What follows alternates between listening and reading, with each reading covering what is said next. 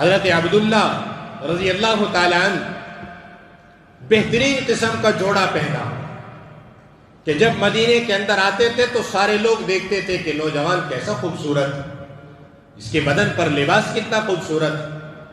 حضور علیہ السلام سے ملاقات ہوئی، اللہ کے نبی علیہ السلام کی خدمت میں حاضر ہو کر ایمان قبول کیا، اپنی بستی میں اپنے علاقے کالونی میں واپس ہوئے۔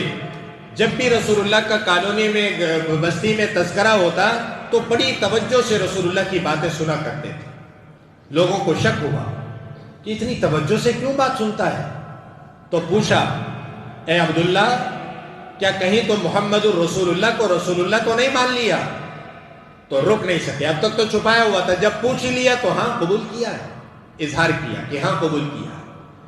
چچا کی زیر کفالت تھے، والد نہیں تھے، چچا کی زیر کفالت تھے۔ چچا نے کہا کہ سب کچھ تو میں تجھ پر خرچ کرتا ہوں اور میری اجازت کے بغیر تو نے کیسے ایمان قبول کر لیا؟ حضرت عثمان بن عفان رضی اللہ تعالیٰ عنہ کا جو نام ہم سنتے ہیں، جو فضائل ہم سنتے ہیں، ایسے نہیں مل گئے۔ عثمان بن عفان نے جس وقت ایمان قبول کیا، عثمان بن عفان کے چچا نے بیڑیوں اور زنجیروں کے ساتھ عثمان بن عفان کو قید میں ڈال دیا، قید میں ڈال دیا۔ تم نے کیوں محمد کو رسول اللہ تسلیم کر لیا؟ اللہ کے رسول نہیں ہے۔ تو حضرت عبداللہ سے پوچھا گیا، کہا کہ ہاں میں ایمان لے آیا ہوں، کہا خرچ سارا ہم کرتے ہیں، ضرورتیں ساری میں پوری کرتا ہوں، اور میری اجازت اور میرے کہنے کے بغیر تم نے کیسے اس کو قبول کر لیا کہ وہ اللہ کا رسول ہے؟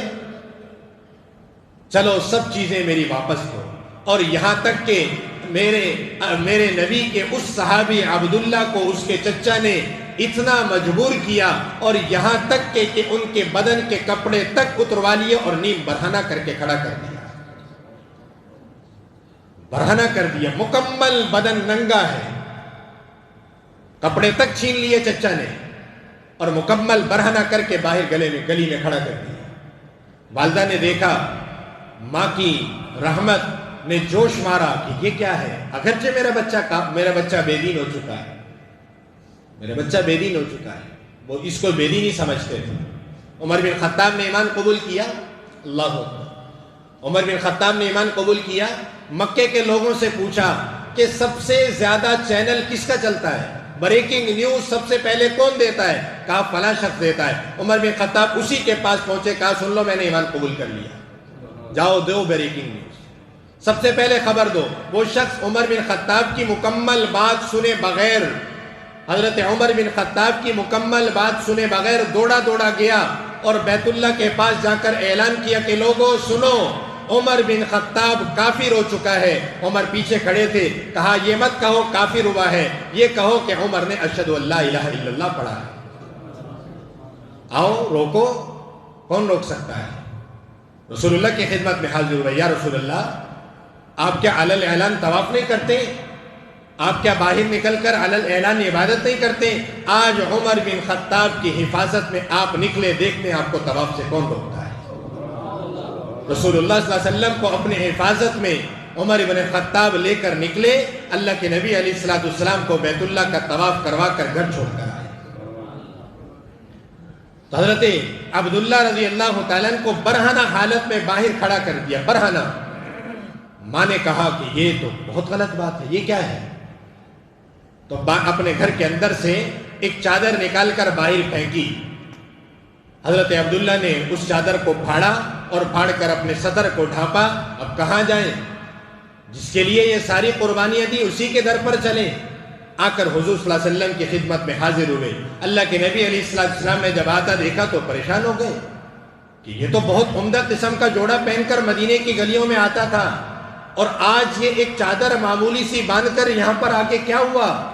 ساری کہانی عرض کی، یا رسول اللہ ایسے ایسے میرے ساتھ ہوا ہے۔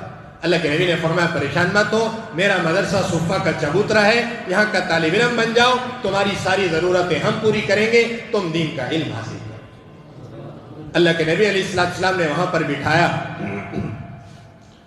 ایک سفر پر حضور صلی اللہ علیہ وسلم کے ساتھ سفر پر روانہ ہوئے۔ اللہ کے نبی علیہ السلام کو اطلاع پہنچی کہ عبداللہ بیمار ہے، تیز بخار ہے۔ رسول اللہ صلی اللہ علیہ وسلم ان کے خیمے میں تشریف لائے، حضرت عبداللہ کو تیز بخار کی حالت میں دیکھا، نیچے بیٹھ گئے اور بیٹھ کر اللہ کے نبی نے ان کے سر کے نیچے سے تکیہ نکال کر اپنی ران پر ان کا سر رکھا۔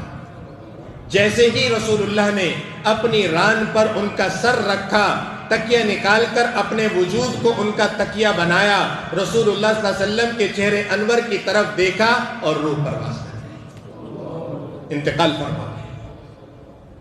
جوانی کی حالت میں انتقال کر گئے، جوانی کی حالت۔ حضور صلی اللہ علیہ وسلم کے یہ وہ صحابی ہیں کہ جن کو اللہ نے یہ شرف عطا فرمایا کہ حضور کا وصال ہوا عائشہ کی گود میں، عبداللہ کا وصال ہوا رسول اللہ کی گود میں، رسول اللہ صلی اللہ علیہ وسلم کی گود میں، اور رسول اللہ کے چہرے انور کو دیکھتے ہوئے اور ریل میں دیکھتے ہوئے، حقیقت میں دیکھتے ہوئے، حقیقت